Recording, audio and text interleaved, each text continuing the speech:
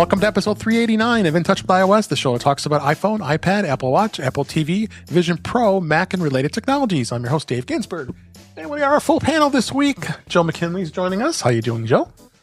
Oh, I'm doing great. My integration went live, so I'm finally not exhausted during the show. That's good.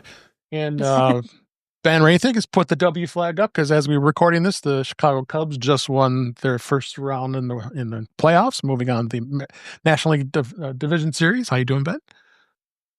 A little stressed. They did not make it easy. No, they did. They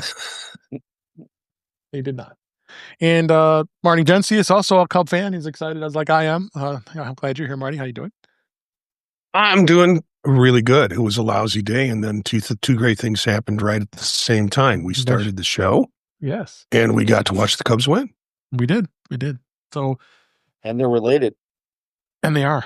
And Eric Bolden is here. What do you got behind you this week? You got some bugs, or I can't tell. Yeah, how you doing, got a bumblebee coming in for a landing on the flower. Sort of tentative. Not sure that it'll hold its weight, but trying anyway. All right. And Chuck Jr., glad to have you back. How you doing, Chuck? I'm doing good. I was desperately trying to figure out some smart comment to make about the big W behind Ben's head, but I couldn't come up with anything, so I'm just going to let it go. All right. Maybe Jeff can come up with something. How you doing, Jeff Gamet? I'm doing great. And based on Ben's reaction to the game thing stuff, I'm guessing the W means, what do you mean we won? Oh, you're not wrong. Gosh. You aren't wrong. You're not wrong. That is true. All right. So we've got good amount of stuff to talk about this week. Vision Pro, Mac, beta, if there is any beta, and all kinds of other things. But let's go ahead and start off with a little bit of Vision Pro discussion. They did release the update to those who are not on beta, 26.0.1 to Vision OS. It just has some security fixes. The impact was processing a maliciously crafted font that may lead to unexpected app termination or corrupt process memory. So it's basically nothing really anybody is too over concerned about, other than it's a security update. Okay, so we Iris, wasn't it? Yeah, that was the font. Pretty easy to sum that up. The font, yeah, probably was. That is a horrible font. So I don't think anything else much to say about it, but just, if you are running 26.0, make sure you update to 26.1. We're still on beta 26.1, which still don't know anything about it. But that's where we are on beta for the Vision Pro at the moment. A couple other interesting stories. Whoops, the FCC accidentally leaks Apple's next Vision Pro. And the FCC has seemingly confirmed Apple's work on an updated version of the Vision Pro headset. One of the several documents the FCC shared today was references to the Apple-designed head-mounted device with a model number of A3416 and includes image confirms the device is a Vision Pro. It looks pretty obvious to the image in the article here. According to the rumors, it's working on a refreshed version of the Vision Pro that has a faster M5 chip. The headset isn't expected feature design updates, with simply just updating from the M2 chip to newer, which is more compatible M series chip. And the updated Vision Pro could launch before the end of the year, which would likely continue to cost. I'm not even going to tell you. Everybody knows how much it costs. I don't have to say anything. So, whoops. Why? I never heard the FCC of all places to be leaking something. What do you think, Marty? I think that the government is all concerned about China stealing our secrets, and the way they solved that problem was basically to give them away. They are Apple secrets, which is a United States company. I know. I think Apple should sue the government on this kind of stuff. I'm not going there. I don't mean to get political. I'm not going there. I was going to say something, but I'm not going to. Eric, any thoughts on this? Well, I'm glad to see a new Vision Pro coming out, and especially given some of the other news about other things changing. Yeah. The current one is nice. This is just icing on the cake. I'm glad it's just a few tweaks here and there because I'm happy with the current version. I just want a little extra speed and a little extra performance and some better battery, and we might actually get that. As far as the leaks, I figure if you stir up all of government and eliminate a whole pile of positions and do all kinds of other stuff, then you end up with mistakes, and there are going to be mistakes all over the place. This is just an example of it. Yep. Jeff, anything you want to add about this with why the FCC did such a thing? Eric did a really great job of summing it up. Okay. Yeah, and this is not the only leak of Apple information recently from the FCC. Right. So, yeah, the problem isn't malicious. It's that we don't have enough people for the jobs. Yeah. And a lot of the people, they're just overworked. So, yep. Yeah, this was an error, and I won't go so far as to say incompetence, but this is just an error. It was not a malicious act. No. Anything you wanted to add, Chuck? I think Jeff and I may disagree just a little bit. I don't think it was a malicious act. I think it was sloppy. Yeah. It's definitely sloppy. Absolutely. Yeah, and maybe it was error. Because maybe it was. Yes, absolutely an error. But how many? I think it was Marty said, how many times can this kind of thing happen before somebody needs to be held accountable? Because these are after all trade secrets. Yep. And if this were in private industry, somebody'd be suing the pants off somebody else. Well, they can still be sued. Yeah. Yeah. So. Yep, that's true. Ben, I'm sorry, I forgot you. Of course, go ahead. Yep. Yeah, you messed up when 5 product documents with confidential do not release on it are leaked. I mean, literally between the FCC and Russian YouTubers, we know everything that's Apple's going to be releasing for the rest of the year. Yeah, well, we see it on all the rumor sites because we follow like Mac Rumors, 9 to 5 Mac, et cetera, et cetera. So you kind of hear about it, but when it comes from an official agency like this, it kind of concerns me just a bit. So, let's also talk a little bit about Apple's from what's being heard. Mark Gurman broke this on Bloomberg that it's going to be shelving its revamped headset to prioritize Meta-like AI glasses. They have hit the pause and planned overhaul of its Vision Pro headsets and redirected resources towards a more urgent effort to developing smart glasses that can rival products like from Meta platforms. The company has been preparing for a cheaper, lighter variant of its headset, codename N100, good name, but it's not going to be released till 2027, so we're like 2 years away here. But Apple did announce internally last week that it's moving staff from that project to accelerate work on the glasses. And as you know, the disclaimer, according to people with the acknowledgement of the matter. I always like that line.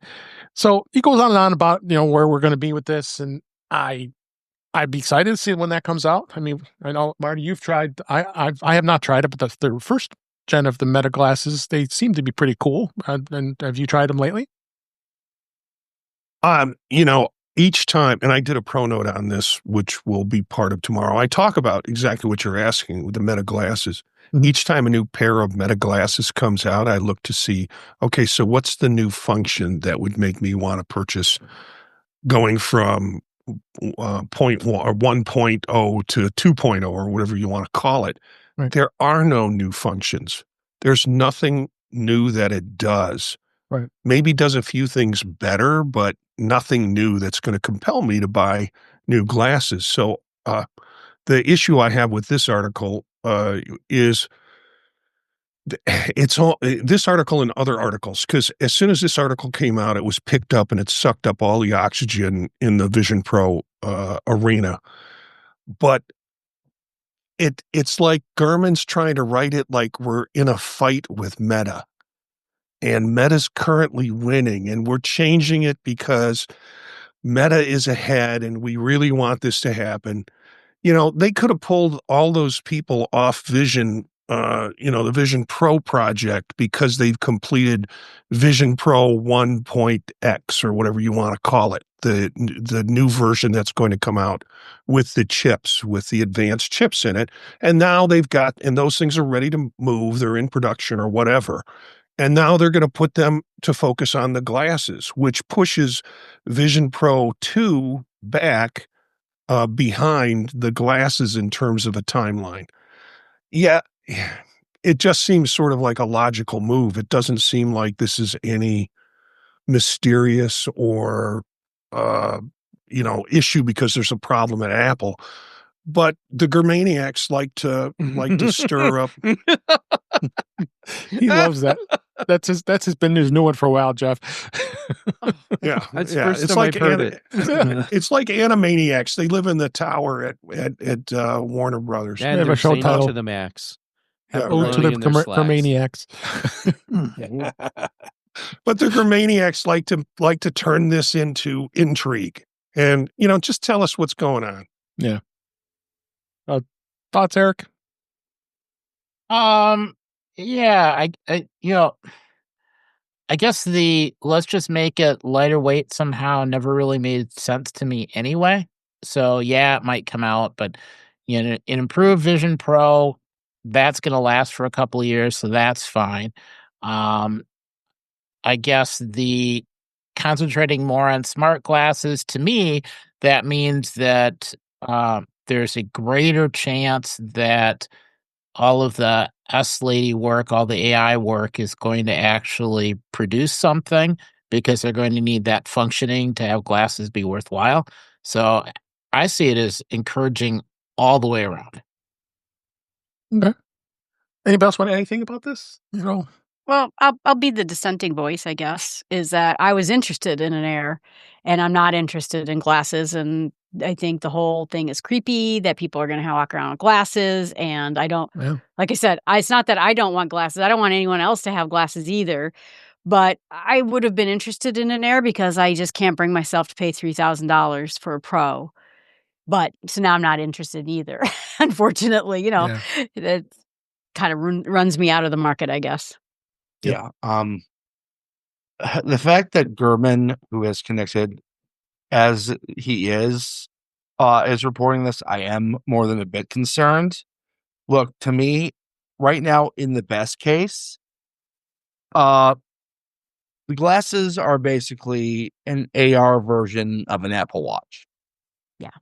They're going to give you more kind of the easy notifications kind of right on your face instead of having to get out your phone. Bringing spatial computing to the masses is what Apple should be focusing on, because I have seen, all my niece and nephew's friends have Meta Quests. How many of them have or want Meta glasses? Not many. Mm-mm. The Meta glasses, I think, was far better received in the tech reporter sphere than it was for the average person. Yep. Chuck, anything on that? Yeah, I hear what you all are saying. First of all, Apple hasn't confirmed this as if they were ever going to. Right. But the second thing is I'm a little surprised to hear some of you dismiss one product or the other because they don't exist yet. And so until you see them and what they're capable of, why would you dismiss out of hand? That's, I'm back to the same old song I sing. When it hits this, when I can actually go and put down cash and buy it, then I'll evaluate its needs. But until then, this just feels like a lot more smoke and not a lot of fire. And there may be fire under it, because Gurman does have a pretty good track record. As Ben said, he's pretty connected. But at the same time, that doesn't mean that it's absolutely true. Yeah. All right. Let's before we move on, I want to give a shout out to the folks in our chat at youtube.com/intouchableios. We have Witherbucket, Brian F. made of Pyramids, and there's a number of others in the chat as well. Thanks for being here this week, and enjoy talking to us live as we do the show. You could do that anytime, every week, Thursday nights, 8 p.m. Eastern, 5 p.m. Pacific. Thanks. I appreciate being here. So lastly, I want to talk a little bit about in 6 colors. We know Jason Snell, a very, very well-known Apple pundit, and he's been very positive about the Vision Pro, and he did a really, really good review about, and it's entitled "Keep Moving Towards the Future," and it's a pretty lengthy article. It's good detailed stuff. I think is some of the things that we've gone through. He did go through a couple of enhancements, so I'll just give a couple of notable ones. The look to scroll, which I think is really a cool thing. I'm still trying to get used to it myself. I'll ask Marty and Eric in just a minute here. And then the pass-through support improved by iPhones and game controllers. The ability to bring iPad OS apps into Vision OS is power, but still restricts some things with that. But some of the criticisms would be including some of the features are processing slowly, like the environments, I think is a good one thing he pointed out. As well, this pass-through support is very inconsistent. The iPad app integration is promising, but it's constrained by old aspect rules. But I guess the bottom line is he does say, well, if you know what, go ahead. I'm going to go back to Marty first and what you think of some of those criticisms and some of the enhancements that Jason had mentioned. I like Jason Snell's take on this. Since it came out, he's been kind of a reasonable, rational. Yep. But, he has some significant suggestions that I think are important. This is a really kind of nice love letter to Apple in terms of the Vision Pro at the time it is now in incorporation with Vision OS 26. Right. And he ties that well together. I don't use, his concerns about environments rolling out quicker and things like that. I don't use environments, so I have to, from a personal standpoint, I have to say that doesn't pull me in. The thing with the controllers is something that Daniel talked about with us on Vision Profiles a couple of weeks ago or last week, and I think that's slow to happen. And I know I see Ben nodding, and I think for gamers, it'd be nice if they could step that relationship up in order to have more better relationship with game controllers that are interfacing with the Vision Pro. And not just gamers, anyone who needs more precise control. Right. Yeah. So I think his concerns are not unfounded, but I also think they're not device killers either. So I think that's why I see him being very rational about places where things could grow with this device. Okay. Eric, what did you think of some of those I had read off here with the environments? I guess probably one thing. I use environments. I think they're cool. Yeah, and partial environments. I mean, you can roll out an environment just right in your immediate field of view, but keep everything else open on the sides. I find that just really useful, especially if you need to do like screenshots or something. You get a nice clean screenshot with no interference from whatever clutter you have. I think the point that I most appreciated is that Apple continues to make improvements in Vision OS. Every update, every change, things get a little bit better, a couple more features, the features get more fine-tuned. I see that as a really good sign. And I appreciate most of the updates and changes. Personally, I think I'm really enjoying widgets because it really does make you feel like it's your space. You can like tweak things, add a clock, whatever, hang a picture up. Yep, for sure. I don't think anybody's going to have much thoughts on those, since you don't know what we're talking about probably because you've never really had much time with the Vision Pro. But I'll just give one little thought here. Yeah, on the gamer part. I mean, this we're still in platform building. Apple knows they're at a point where the technology isn't feasible yet to make this a mainstream product. So they're still rolling out stuff, still building, still working with kind of the high-end customers to see what they want. and the platform will get there. It's just kind of going back to Mac 1.0 days. Yeah, absolutely. So just to sum this up, the bottom line really was, he said Vision OS 26 is a solid confidence building update. And it doesn't solve all of Apple's challenges, but in this space, but the improvements, particularly geographic persistence, spatial personas, widget anchoring, and the meaningful steps forward, the platform still has long road ahead, but the version reinforces that Apple is serious about iterating and building towards a future which is AR, VR, eyewear, and is a seamless and deeply integrated.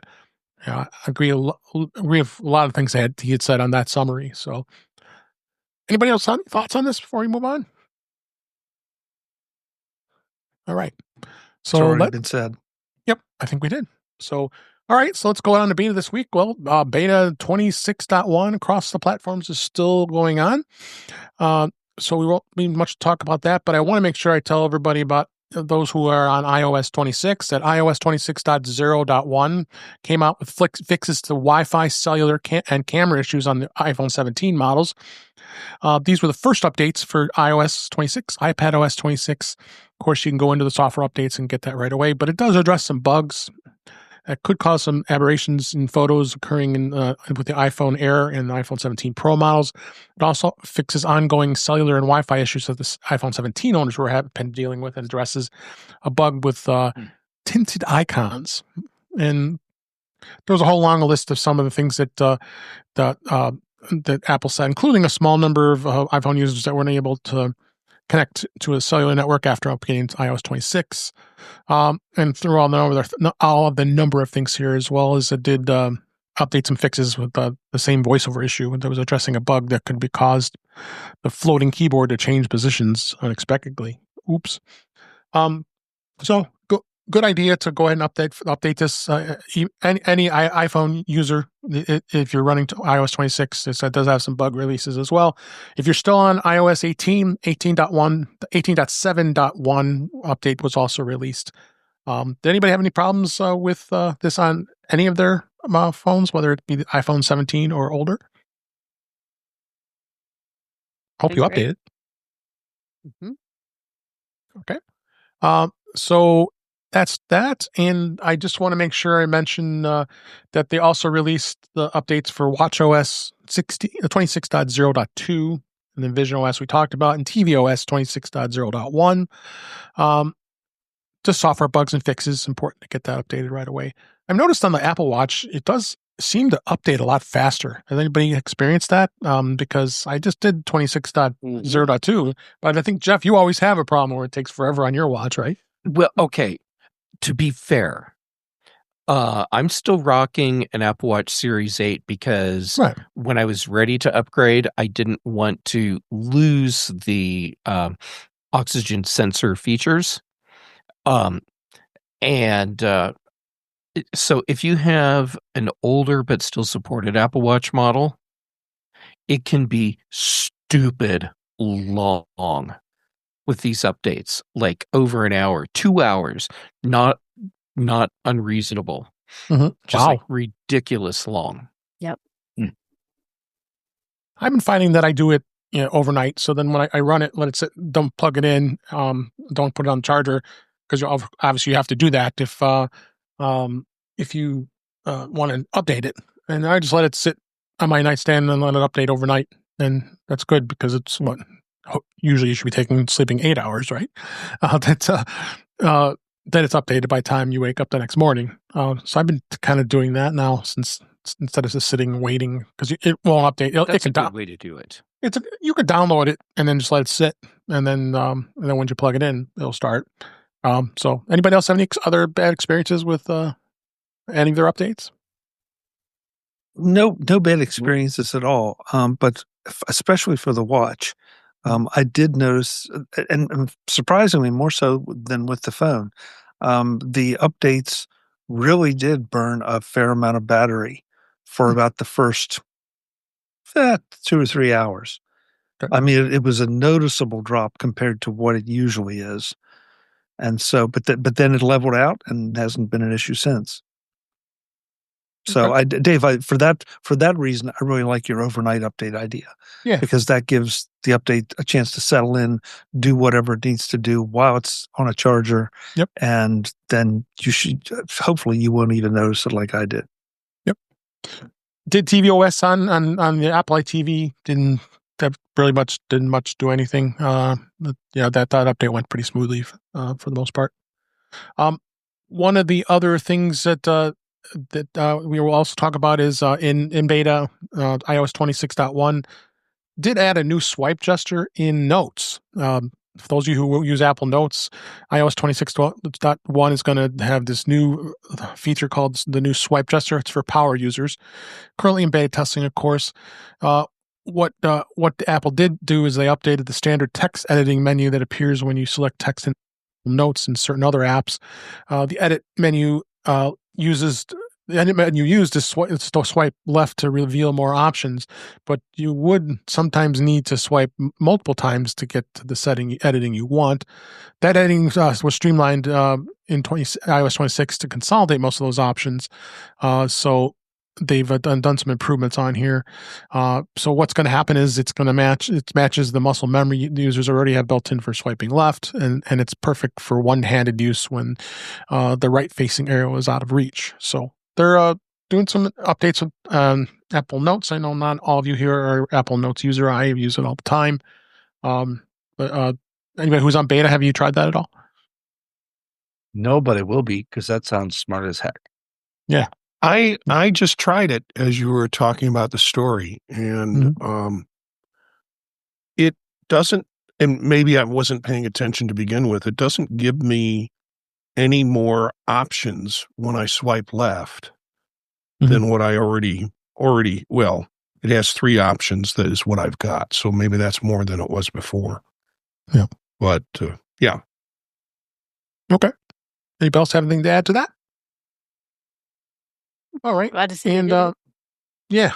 And then we talked about there was an iMessage activation issue. I'll mention that again here real quick for iOS 26. So there was a bug when you were actually doing when you activated your eSIM, then the iMessages wouldn't activate. So you've had to go through and it looks like some of them have had to work with the carrier to help them remove the eSIM and then add it back again in order to get it to update. This happened in a small number of user complaints that were out there, but just be aware of that when you did the update, because I know there's probably many of you out there still have not done the update just yet. So that's fine.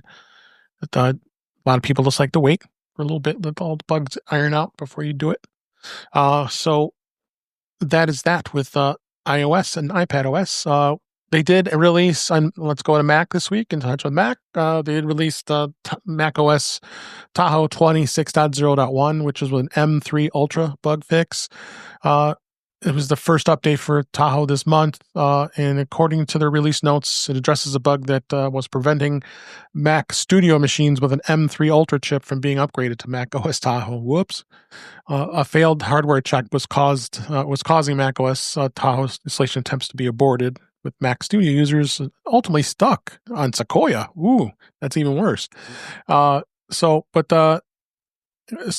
those users who were unable to install Mac OS Tahoe can now do that. I don't know if that affected you with your Studio, Marty, because I think you have the M2, right? Yeah, I have the latest. M3. M3. That's what this one is. Yeah. So just be aware of that. Yeah. Otherwise, nothing really. Anybody have any experiences with Mac this week that they've been has everybody upgraded the Tahoe yet? Chuck, you still holding back, I assume?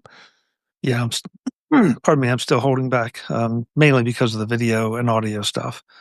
Yeah, and that seems to be what I'm hearing from the folks who specialize in that. If that's a heavy part of your workload, it might be a good idea to wait. So I did install it though, and have had very limited time to play with it on a secondary Mac, and really like what I'm seeing so far. Yeah, me too. But not getting a chance to work on it. No, Jeff, you've had problems, I know. I have. Yeah. The most recent update, so I guess it'd be 26.0.1. hasn't really fixed the audio issues, but they seem less annoying. So I'm not sure if that means something's fixed or if I'm just getting used to the problems. But I do have a PSA. So I have been talking about how I'm having to reboot my computer every day or two, and how apps are just going runaway with memory, and the system pauses them, and I have to force quit. Turns out there's a pattern here, and it's Electron apps. So there's a problem where Electron apps are not using the window rendering, and I'm really simplifying this here, but short version, they're doing their own thing for part of window rendering, and it's triggering in macOS Big Lakes a window redraw thing that just keeps spawning and spawning and spawning. And so it's making some people's computers get very sluggish, which I have experienced. It's also causing a problem where, because for each app, it's spawning multiple versions of this window render thing, that it's eating all your RAM. This is an issue that has to be fixed in the Electron apps, because it's not a Mac OS issue. It's a custom window thing that didn't need to be done in Electron, but that's the way Electron does it. And I have a link that I will put in your show notes for you. All right, great. Yeah, which the ironic part is most of them are using Electron because they didn't want to do the work. Yeah. And it's surprising. When I looked at it, it was like, oh yeah, every app that I'm having a problem with is an Electron app. I was prepared to say I didn't have a problem, but I have the Elgato Facecam, and it comes with a window saying that I can see where my screen is and reposition all my trees and things like that. And it is lagging like crazy and max headrooming all over the place. And so maybe that's it. That's probably it. The article that I will have a link for in the show notes also includes a link to a GitHub project that you can run to see what apps you have that are Electron that have not been updated yet. And it also has information on how you can add in like a little script that forces your Mac to not do part of its window rendering thing, so that you're not having an Electron conflict. There you go. Jeff, Right, do you mind calling a spade and naming which Electron apps you're having issues with? Sure. Very commonly used apps like Slack and Discord, and hold on, let me just take a look here. Trello. Those are the ones that are running right now. But yeah, and I do have problems with Zoom as well. I don't know if Zoom is an Electron app. What about 1Password? Just right off the top of my head, stuff that I'm running right this minute that I know is Electron. There you go. And there are problems. Thank you. Now, what about 1Password? 1Password? I am not having trouble with 1Password. Okay. All right. Thank you for your insights. And that's it for In Touch with Mac. Let's go on to some other topics here. We'll, like I said, like Jeff said, we'll have those in the show notes, what he just described. One of the new features that's in iOS 26, and I kind of forgot when we read about this, and I started noticing because I've been getting a few packages lately. When you go into the Wallet app, and it actually is showing at the top there your shipping, anything that's being shipped to you, you'd be able to go into your orders, and it's not just orders that has been purchased through through using your Apple Card or anything like that. It's using Apple Intelligence, and it's now scanning your emails to track what orders come through. Now, I don't know how creepy that is. Would you want that to be happening? But I don't mind it that much. But basically, it is turned on, and then I was able to go in here and say, account details and then go into there. It'll actually show the items that are coming. Yeah, I've already got that set up for FedEx and UPS in themselves, that whenever something's shipped, as well as the Postal Service. I get the summary every day to see what mail's coming. So I could see it that way too. But nice new feature that's now added in the Wallet app, that you can see what's coming, and you don't have to go to those emails every day or into those apps to find them. So yeah, go ahead. I don't think we need to worry about this one being creepy, because to the best of my knowledge, this is all being processed on device. Right. So it's not like your emails are being scanned and information is being sent to a cloud server somewhere, processed and being sent back. Yep. Yeah. Go ahead, Ben. I do have a lot of experience with this feature. Okay. The good news, it is very, very good at detecting orders. Anytime there was any kind of order that was about to be delivered, it told me about it. The bad news is it is terrible with actual statuses. Okay. It would tell me things were delivered that I literally just ordered. I mean, it'll give you eventually get it right, but it even in the I mean, it's been on since the beta, but even in the actual releases, the inaccuracy rate is still too high. Granted, it does a lot better with the delivery services, like UPS, FedEx, that type of thing, than it does, Walmart delivery or Amazon or the food delivery services. But once Apple gets this perfected, it's a game changer. Yeah, I would agree to that. Anybody else have tried this at all? I did try. Oh, go ahead. Yeah, go ahead, Jill.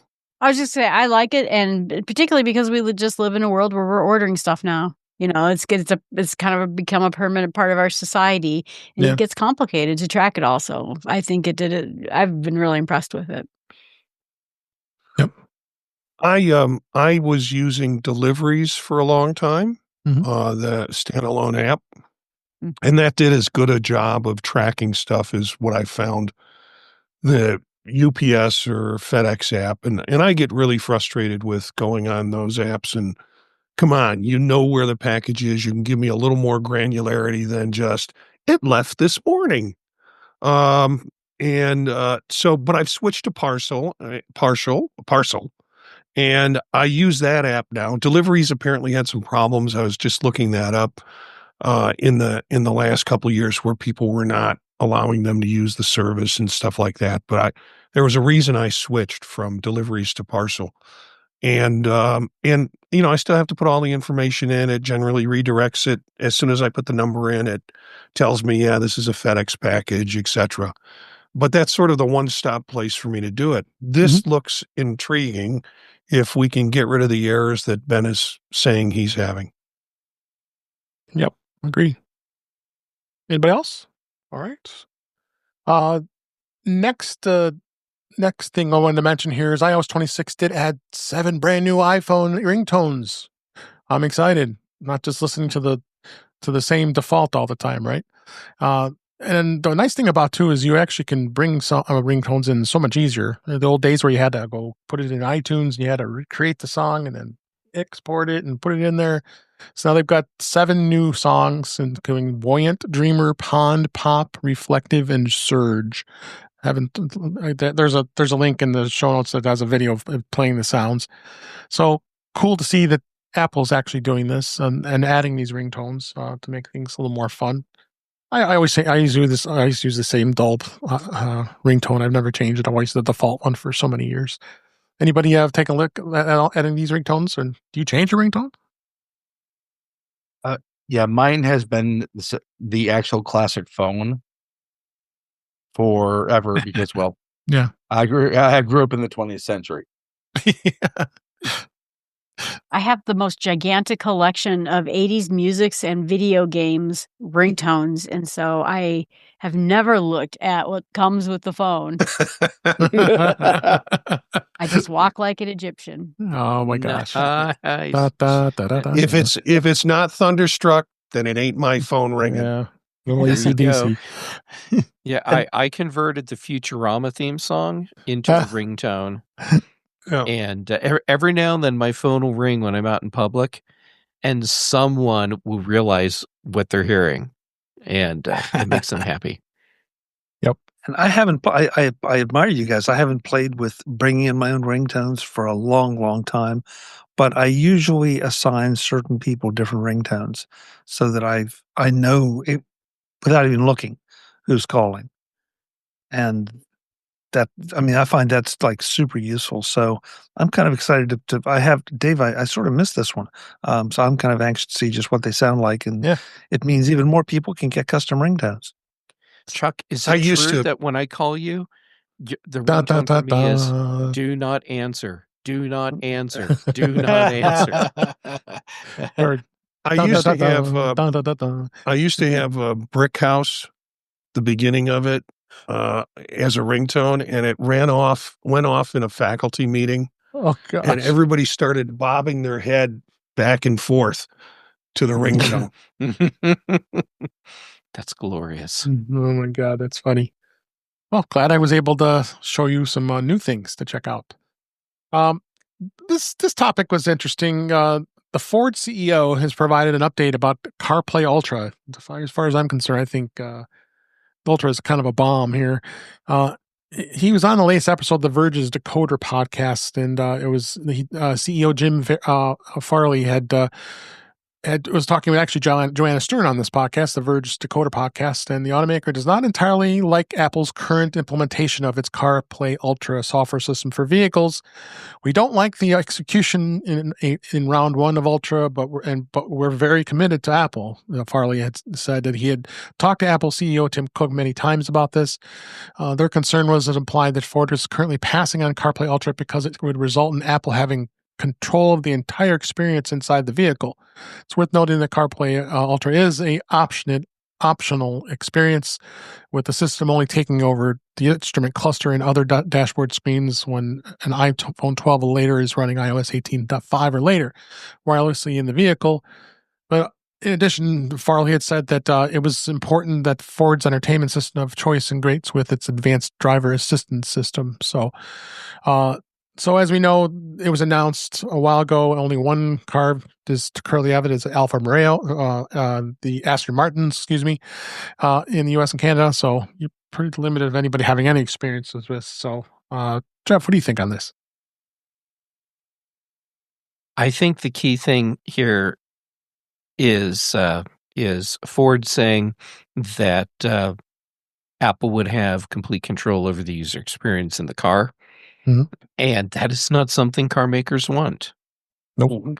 And the notion that their system is going to be super critical for drivers as they're flying down the highway, it's okay, sure, but there's no reason why they can't integrate their ADAS system, which is redundant. That's like saying ATM machine. Anyhow, why they can't integrate their system into CarPlay effectively, it's that they don't want to. They don't want to give up control of their user interface, and that's exactly what CarPlay Ultra does. It takes that control. Yep. Yeah. This is a completely different situation than the GM situation, where the GM just basically wants to saddle everybody with an Android system. Yep. This is one of those things where Apple is trying to basically shove their solution and their solution only down the throats of people who have total control. Yeah, Apple is going to have to meet these car makers in the middle if they want any kind of adoption for CarPlay Ultra. There's this way isn't going to work. Yep. It's interesting to me because I think that car manufacturers are real terrible at interfaces. And I think that they would like to turn it over to someone whose whole job it is to make interfaces. And I have my own, I got the Subaru, I got the Outback. And so now I'm looking at my map and my friend wants to listen to XM. So she pulls us all out of the system. She's sitting there flipping around stations in there. And I'm like, put the map back. And so suddenly we're going through 15 menus to get back to CarPlay again. And it's just going to improve the user experience of people who want to use CarPlay. You don't have to use this. You can use the car's interface, you know. So I think having that choice, but I also wonder, I don't know what the technical debt is to get involved in this. And so I don't know how complicated it is for a car system to integrate with it, but it's brand new. And I'm hoping that more cars will sign on, particularly if we start asking our car manufacturers if they're going to. But yep. I want it and I'm sad I don't have it. Chuck, you have any thoughts? Yeah. I think Jeff hit it on the head. They just don't want to. They don't want to give up control. They feel like their interfaces are a differentiating part of their vehicles. They aren't willing to acknowledge that vehicles seem to be moving unless you're a real car person. Where's Webb Bixby? If you're a real car person, there are still differentiations, but otherwise, a lot of these vehicles are just becoming a commodity. You know, I mean, think about the mainstream Hondas versus, and I love Honda because of the reliability, but the mainstream Hondas versus the mainstream Toyotas versus the mainstream Nissans. I guess if you are a car person, you can tell the difference, but really, and yet the car manufacturers continue to delude themselves into believing that theirs is unique and the best. Oh, yeah. And instead of trying to sell you on the honest to God differentiators that they could do, they're trying to sell you that this is a better driving experience. And I don't need a better driving experience. I just want to get from here to there. But on the other hand, to Jill's point, it is a better driving experience if you don't have to go through 25 menus. So, and we all we're now, and I know we're in the echo chamber, right? But we all are familiar with apps that we can use while on the road. And we want access to those apps. We prefer voice control, but we want to access maps, directions, answer texts, and I'm blanking on what else, but a lot of other things. And it's only going to get more so. And the more they resist it, the more that I think they're going to lose. Unfortunately, I tend to agree with Ben too. I think Apple's going to have to give a little bit on this because I think the car manufacturers are just too stuck in their ways and they're fighting the future. They refuse to acknowledge what we want. Marty, you want to say anything?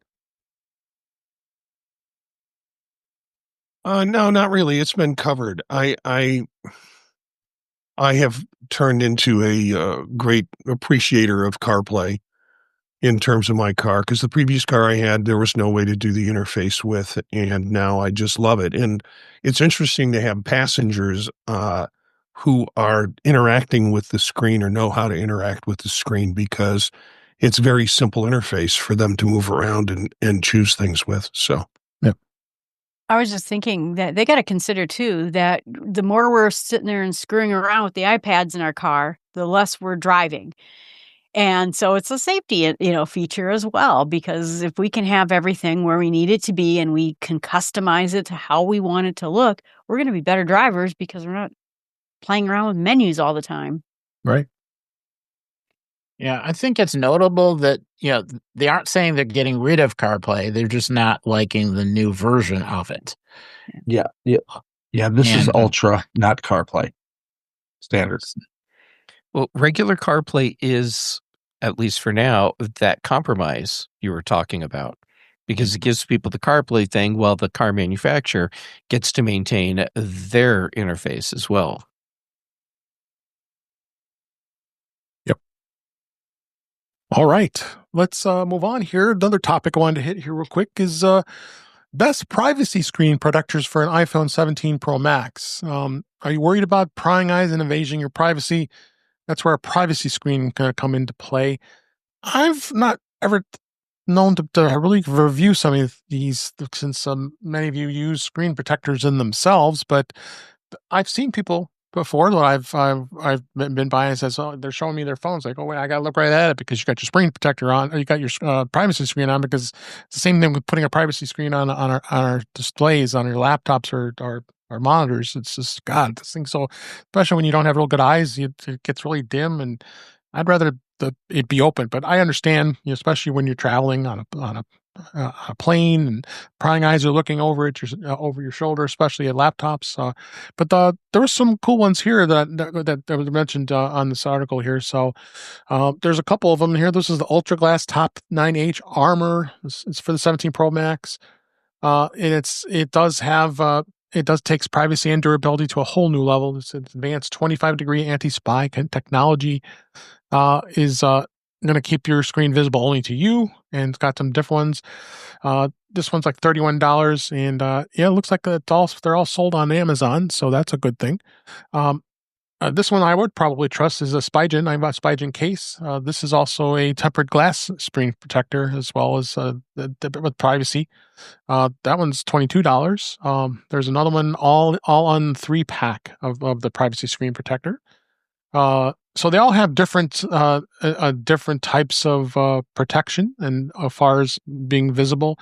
And there's a number of them in here listed. I don't go through all of them, but really, conclusion is it really can be protect you from your screen and the data safety at the same time. So interesting to see. Chuck, have you ever tried one of these on your phone? I tried one a long time ago, and it absolutely made the whole experience directional. Yeah. But you're right, you had to put it right, you had to look square at your phone to see it, and it became too much hassle. Yeah. After about 2 days, it's like, no, I don't have anything on my phone that's that private or that I'm that worried about.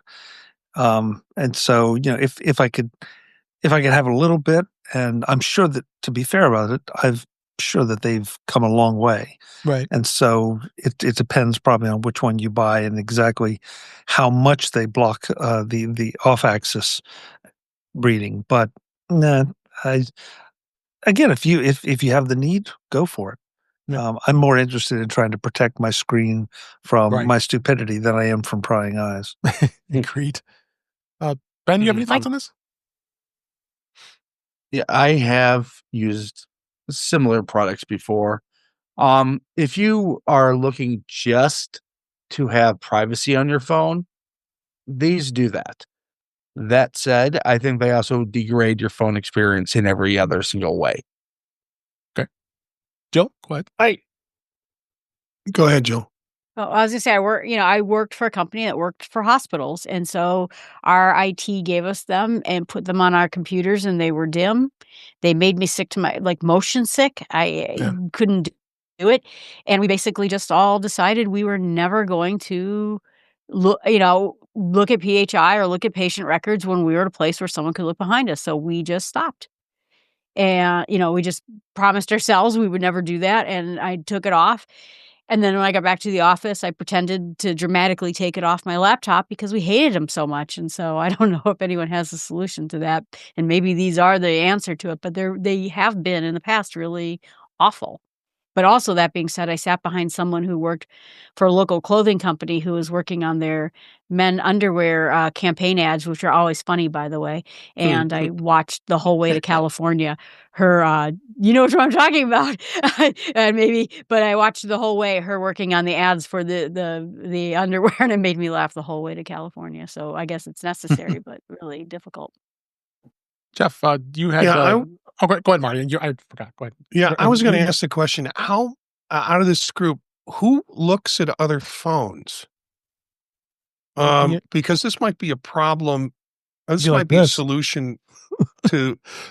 Obviously, Jill does, but this might be a solution to a problem that doesn't exist. I mean, if I see somebody using a phone, I'll look over and see oh, they're using an iPhone 14 or they're using an Android or that kind of curiosity. But how much peeking on other people's phones do people really do? Good And question. is this sort of a device that's marketed that probably does serve some purpose for some folks, but marketing to mass marketing? I mean, if you're not doing patient records, who cares what your solitaire score is? Yeah, exactly. Jeff, you made a good point in our private chant. Go ahead and tell people what you said. Oh, sure. So I was taught long ago in privacy and security circles that if you have information that you're bringing up on your device screen that's sensitive, critical enough that no one else should be seeing it, then don't have that information visible in any public setting. You don't use a tool like this so you can keep doing that. You do the right thing and not show the information. Right. And that's the rule I've lived by. And I can see, though, where for some people, this will give them a sense of security that, for whatever reason, they might need. Actually, now that I think about it, one place where I could see this being useful, if you're willing to give up the quality of your screen, is if, say, you're a woman and you want to use your phone for something when you're in a bar and you want to make sure that there's no creepy dudes that are trying to get information off your phone screen while you're in a public place like that. Right. The better solution to that would be, don't be a frickin' creep. So we don't need things like this. But Right. that's not the world we live in. No. Anybody else want to add? It does. Go ahead, Jeff. Yeah, I'm just going to throw this in. Because I've also seen these, and I played with one on my iPad, but I've seen them for laptops too. And that almost makes a lot more sense because you're more likely, I think, to be doing something potentially sensitive on a laptop. And your Don't do it in laptop public. Well, Jeff, but also, I mean, look, my phone is in my hand, right? And, it's going every different way. Mhm. If I've got my laptop or my iPad, it's the iPad might be moving around if I don't have it on a stand, but the laptop's not going anywhere. It's I've probably set the angle, and as long as I adjust it right, I'll be able to see, and maybe the person in the airline seat beside me won't. So I agree with you. I think it's interesting that they brought this up as a phone question as opposed to just a device question, Right. because I think it really does depend on the device as to whether this makes economic sense or practical sense. And your comment about giving up the screen quality, that's big because I have yet to see any of these that don't compromise these beautiful screens to some degree for what they deliver. Agrees to me. Jill, you talked about watching the underwear ad thing being created. Okay, that person, in my opinion, was failing critically at their job because what they're working on is proprietary, sensitive company information that is no one's business until it's released publicly. Yep. So they're sitting there working on their Fruit of the Loom thing, and I'm behind them on the plane, and I work for Underoos, and I'm watching everything they do, and I'm taking notes, and I have just stolen all of this proprietary information that I'm going to go right back to the Underoos office with. Yeah. I want to say we're talking underwear ads, but the point stands. It's proprietary information. They shouldn't have had that out visible on a plane. Yeah. No, it's not. I have to say, in my defense, I'm really ADHD, and so if I see a screen, I'm like, oh, squirrel. So I mean, and then before I can register, like, don't look at people's computers. My brain is already like, wow, look at that. Okay, so when I start my computer corporate espionage company, I'm hiring you. You're going to be one of my top agents. Yeah. There you go. Eric, you haven't said anything. Go ahead. Yeah, I was just going to say, when you go to buy a screen protector, the first option they give you is, do you want to pay for a privacy screen? And I think they do it because frequently you can sell two. One to get the privacy one, and then the second one to rip it off to put a regular one on, because you can't edit images. You can't get any work done, and you're going to go back for a replacement screen, because if you don't already know you need a privacy screen for some reason, you don't need it. And even if you think you need it, you probably don't, or shouldn't, as Jeff said, shouldn't be using your machine at that point. Really voiceover and AirPods maybe are a better solution. Yeah. Okay. Ben, go ahead and add your comment that you put in a chat before, and we'll wrap up with this one. Yeah, there is one huge difference between the privacy screen protectors on laptops and phones. The laptop ones are magnetic and removable. Right. The phone ones are designed to be permanent, until replaced. Yeah. Yep. Agreed. All right. Let's go on to the news for this week. The new iPhones see stronger than expected demand, with one exception. It's been 2 weeks since the 17 series had launched. Analysts from investment banking firm Morgan Stanley said demand for the device has been modestly stronger than was originally expected, based on a combination of existing shipping estimates on Apple's online store and information it gathered from Apple's supply chain. There's been strong early demand for the iPhone 17, 17 Pro, 17 Pro Max, according to the analysts. But however, the ultra-thin iPhone Air has faced relative weakness in its demand so far. The supply chain checks suggested the 17 build increased and is likely imminent. And in a research note today, in the second half of 2025, Apple's supply chain might increase production of the new iPhones to more than 90 million units, up from 84 to 86 in its current month. It's currently, I should say. And the note says, so they're targeting the stock to be close to $300 a share, which is, I'll be happy about that. So, but are we surprised about the iPhone Air? They were putting so much hype about it. Marty, you have an iPhone Air. What do you think was worth your investment? Yeah, it was, and it's my working phone now. When I read the article, there are a couple of factors, because I sat in an AT&T store for 2 hours waiting for service to get a line put actually on my iPhone Air. I wanted a separate line. Mm-hmm. And people came in, and they were coming in like crazy because they wanted to get that. We'll take any phone you have, and you can get a new iPhone 17 or iPhone 17 Pro, as a trade-in. Right. So if you look at a lot of the phone service deals, they involve iPhone 17 Pro or sometimes iPhone 17 Pro Max. They don't involve the Air. Right. So that's one pressure on the market that increases the sales. The other is that I read something like this earlier this week, that there's a big demand in China for those models as they come out. And so that's being pulled in that direction. Yeah, this sort of feels like, did Apple stop making money? Just wondering, because, the article is written like there's a deficit going on there. Yeah. And I think they're continuing to make money. And, people don't talk about the Air until they have it in their hands. Right. They've had an iPhone 14 Pro Max, or they've had an iPhone, 15 Pro Max, or a 16 Pro Max. They know what that feels like. Right. That's a comfortable size and model.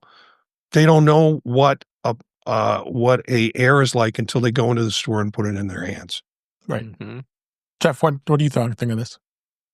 I think articles like this fall in the same class of articles that say Vision Pro is a failure, because they just don't get what's happening. And I'm not being an Apple apologist here. First, Marty nailed it with the deals from the carriers are for the 17 and 17 Pro, and so if you generalize here, if you look at like a graph of sales for 17 and 17 Pro, it's like plateau, When they come out, that's the high point, and then you'll have a slow decline through the rest of the life cycle of the product. We have a brand new phone here, and Marty nailed it once again. When you get the phone in your hand, it's like, holy forking shirt balls. And that was my experience when I picked up an iPhone Air. That's an amazing piece of hardware. The graph for sales for that, I believe, starts lower than the high point for the 17 and 17 Pro, and it's going to be doing this steady increase over time as more people get to see them in the wild. They get to see them in Apple stores. And this is a phone that I believe when people really get to see it, they will covet this phone. Yep. Chuck, do you have any thoughts? Yeah, it's funny, Dave, that you brought this up because I just talked to someone yesterday in a meeting, and they were anxious to tell me just how fantastic their new iPhone Air was and how much they loved it, and now how big and clunky their old iPhone feels. Now, I know this individual, okay? They're not overly concerned with the photographs, the camera capabilities. They're probably not overly concerned with the power part of it. They are using it as a phone and for email and for some limited web surfing and, ordering an Uber and, those kind of business-oriented things. I'd be shocked to find out that they're trying any of the large language models on them. So this seemed like a really perfect phone for this individual, and that's the way that they were couching it to me. So I think we're right back to it. The echo chamber, all of us, we want the power and we want all the features. A lot of people don't feel that they quiet. A lot of people don't feel that they that they need that. And so, I think this is I think Jeff had it right. You got to go and put it in your hand. I have not yet, by the way, so I'm talking to my hat a little bit, but I think you got to go and put it in your hand and find out just how great it is. Yep. Ben, you have some thoughts? I will parrot Jason Snell here a little bit. Look, this is getting tomorrow's iPhone today. Right. There are certain technological limitations that make certain aspects of this phone not as good as the Pro or the regular. That said, this is the ultra thin iPhone that Johnny Ive wishes he could make. It's available. It won't bend. And this is going to be the basis for the next generation of iPhones for the next decade to come. Yeah, probably. Any other thoughts before we move on? Well, I was going to say, I was in the store, picking up my phone, and someone said, I really want one of those Airs, but I want to see how many of them snap in half first. And I thought that's interesting that he wanted it. He just wouldn't buy it until maybe next year because he wanted to see if there was a problem with it. So that might be some of it too. Yeah, could be. All right, let's move on. A couple other stories here. The iPhone 11 and the Apple Watch Series 3 is now, and the iPhone 11 Pro Max is joining Apple's vintage products list. They grow up fast. It was that seems like yesterday had either one of those models, so they are to the vintage list. So the full list of products go all the way down from all the 3 models on the watch, and only 11 Pro Max. Interestingly enough, they haven't put the 11 Pro in there just yet. So just a PSA to know that those are now vintage. Might want to consider upgrading because they're getting old in the tooth there. T-Mobile has now satellite service that now works with many popular apps. They're expanding their satellite. It's called the T-Satellites with Starlink service, adding satellite data connections to multiple popular apps. This means T-Mobile customers who don't have a Wi-Fi or cellular connection will be able to use the Starlink satellite connection to access these supported apps.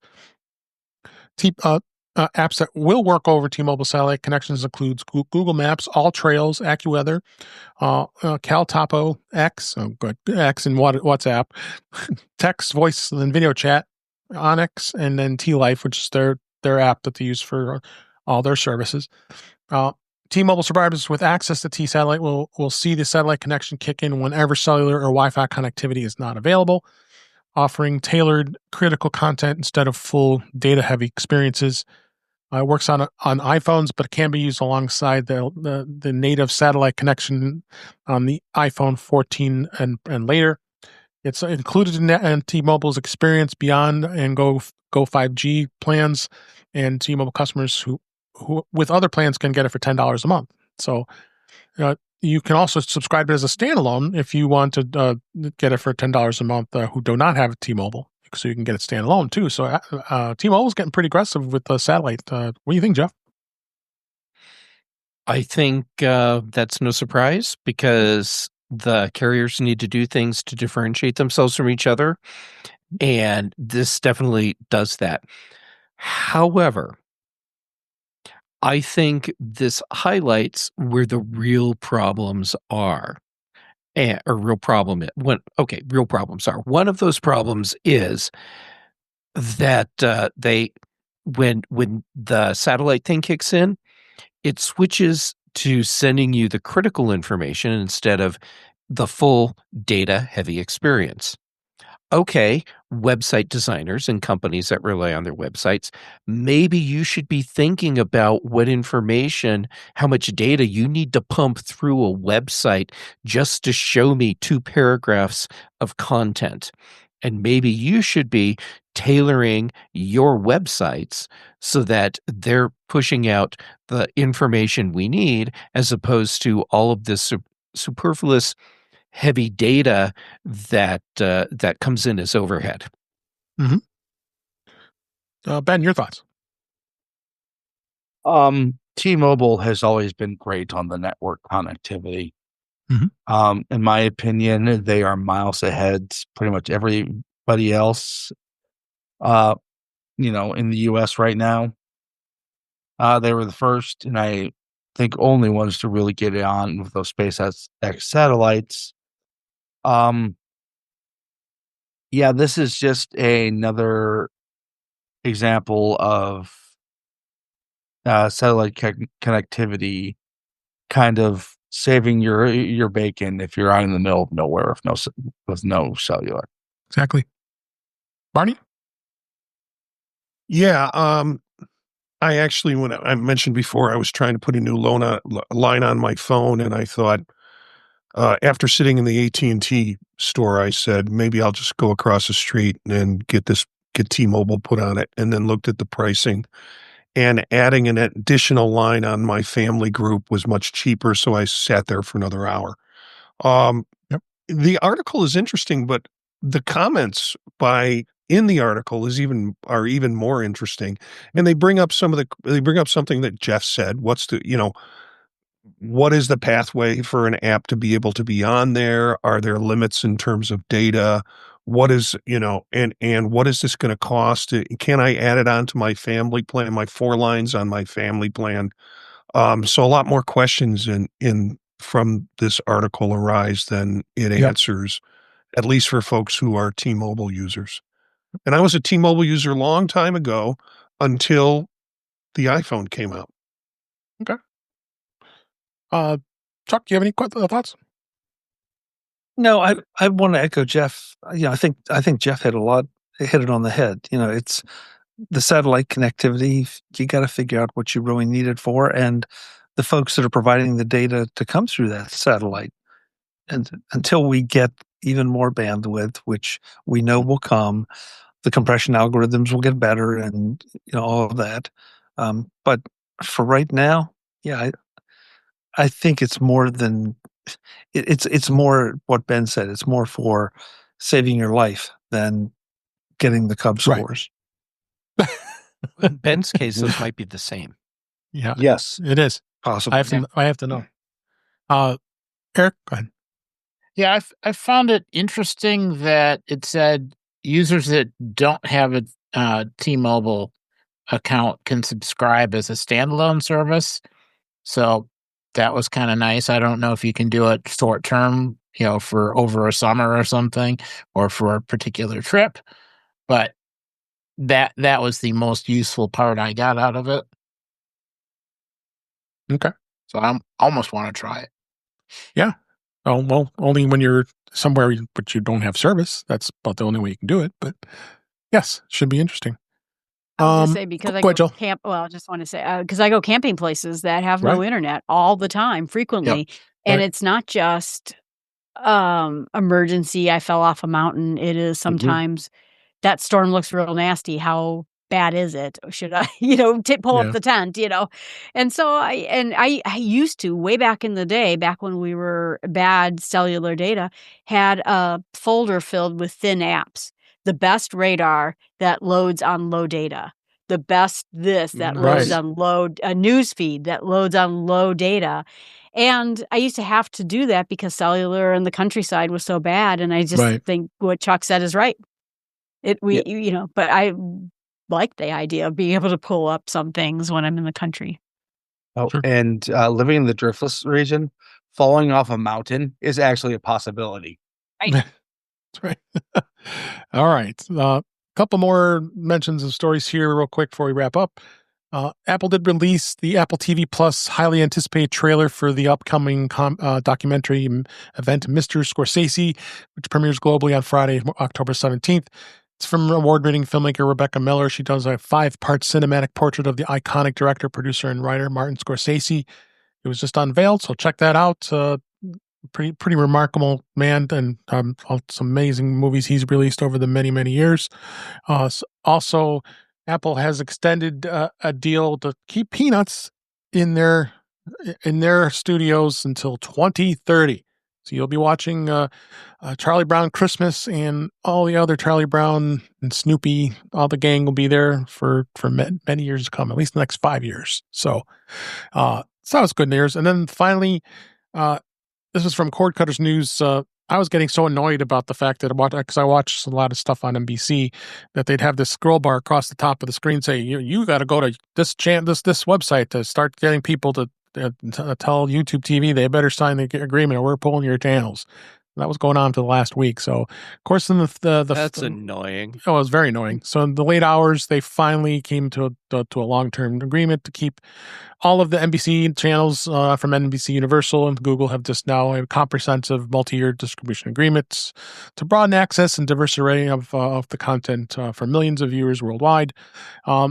It came from a dispute, really, that was from the NBC's own channels that was in jeopardy being dropped because they didn't want they didn't want to pay what that YouTube wanted, but they have to negotiate. So they had a short-term agreement that they had agreed on earlier this week, and then now they've finally came up with a long-term agreement. I think the biggest thing was what YouTube TV wasn't too excited about is the fact that if you're a subscriber to Peacock, you can get all those channels if you have the live part of it too. So I'm kind of redundant because I have that, but I like the commercial-free product and I pay a little extra for that. So it is kind of nice to watch shows and not have to fast forward those commercials when I record them on YouTube TV. So, but it's good to see that they signed, because there's a lot of great TV on NBC and a lot of good networks to watch a lot of their shows. So, anybody have any comments on that before we wrap up? Go ahead, Ben. I mean, to be perfectly honest, even the digital live TV services like YouTube TV are kind of in their waning days. Yeah. So I would expect this to be the last contract they sign. Probably. I think that I was just thinking streaming the is opposite. changing. We're going to have this fight for a long time. We had this with Charter. Charter put a banner under their DVR 10 years ago saying, "You should tell Paramount to sign a deal with us," So it's been going on for a really long time. Years. Yeah.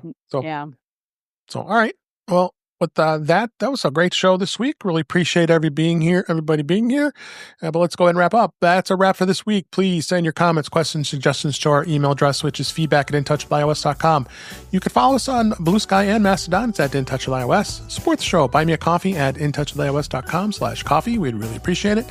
You can become a patron of the show by going to patreon.com/intouchwithios. We have 2 tiers to support the show. We'd really appreciate it. Make sure you like, share, and subscribe, and you're notified when we are live streaming, which is Thursday nights, 8 p.m. Eastern, 5 p.m. Pacific on our YouTube channel. It's youtube.com/intouchwithios.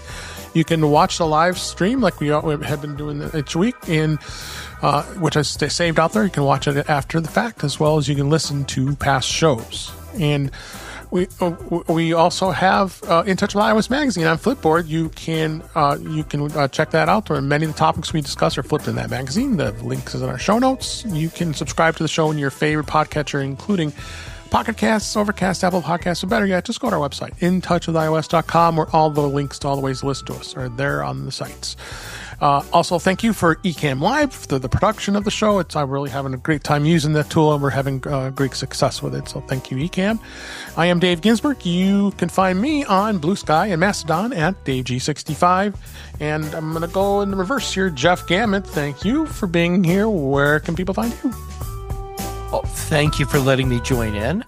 People can find me on social media as JGamet, and I'm active mostly on Mastodon, BlueSky, and PixelFed. Also, fair warning, it's Inktober, so I'm doing a ridiculous drawing every single day this month. Then for shows, Chuck lets me join in on Mac Voices Live on Tuesdays, and here I am, Dave, thank you, for In Touch with iOS on Thursdays, the British Tech Network, the Big Show and the Mac Show.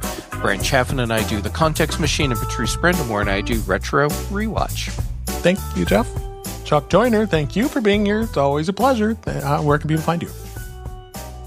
Thank you, Dave, as always. MacVoices.com is where you'll find a lot of interesting material. I'm going to do a little quick shameless plug. We did a 3-part interview with Joe Kissel this week about his new book, Take Control of Tahoe. And in that interview, he told us about a feature that I knew was there, but an aspect of it I didn't know was there. And while we were on doing the show live, he let me know that the beta version of the new Tahoe fixes the problem he was previously complaining about. So it's worth finding that out, just or listening just for that. Absolutely. As has been said, Tuesday nights at 8 p.m. Mac Voices Live on YouTube, and on the socials, I'm at Chuck Joyner. Thanks as always, Dave. Thank you, Chuck. And Eric Bolden, thank you for being here and your bees buzzing behind you there. Where can people find you? Staying just out of range of the bee. I can be found on Mastodon at eabolden@mas.to. Monday nights on Vision Profiles, getting my Vision OS bits in, and Tuesdays on Mac Voices, covering the Mac OS. And of course, here on Thursdays, I'm In Touch with iOS, getting the rest of the OSs, and iOS and iPad OS and Mac and Vision, and kind of rounding out the week. Absolutely. Thanks so much for being here. Marty Jencius, thank you for being here. I'm glad you're feeling a little better. Your voice cleared up a little bit, as well as celebrating a Cubs victory to move on to the playoffs. Where can people find you? You can find me on Vision Profiles Monday nights, and anytime you can pick it up on YouTube Monday nights at 9 p.m. with Eric and Dave and Daniel. That's the show that we've been doing for a while. Other shows you can find at thepodtalk.net, and a couple special announcements. I just pushed out the first episode of AI Productivity Workflow as a podcast, so you can look for that. And again, pardon my cold. And then I just finished editing Fade to Chat, so I will be pushing that out probably in the next 24 hours, and you'll be able to find Fade to Chat cinema of the 30s, 40s, and 50s, and the first show is about arsenic and Old Place. I'll look forward to watching that. Thank you, Marty. And Ben Roethig, thank you for being here. And we got to celebrate a Cubs victory as well. Where can people find you? Well, the W. Yes. You can find me at Ben Roethig on social media. You can find my writings and ravings at roethigtech.com. On Tuesdays, when I don't have to work, you can find me on Mac Forces Live Chuck Joyner. Sometimes on the British Tech Network, the Big and Mac shows with Jeff Gamet. And for the next week or so, having an ulcer because of the NLDS. For those who don't know, that's a National League Division Series, which the Cubs and Brewers will be playing.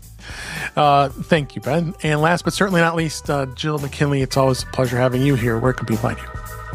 Oh, thank you, and thank you for having me.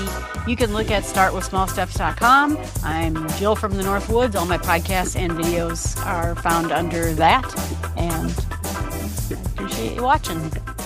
Nope, I appreciate you being here, and I appreciate all you listening, watching, being here on the live stream, and enjoying the shows. We enjoy doing it. Until next week, we will talk to you then, and thanks for listening, thanks for watching, and we'll talk again soon.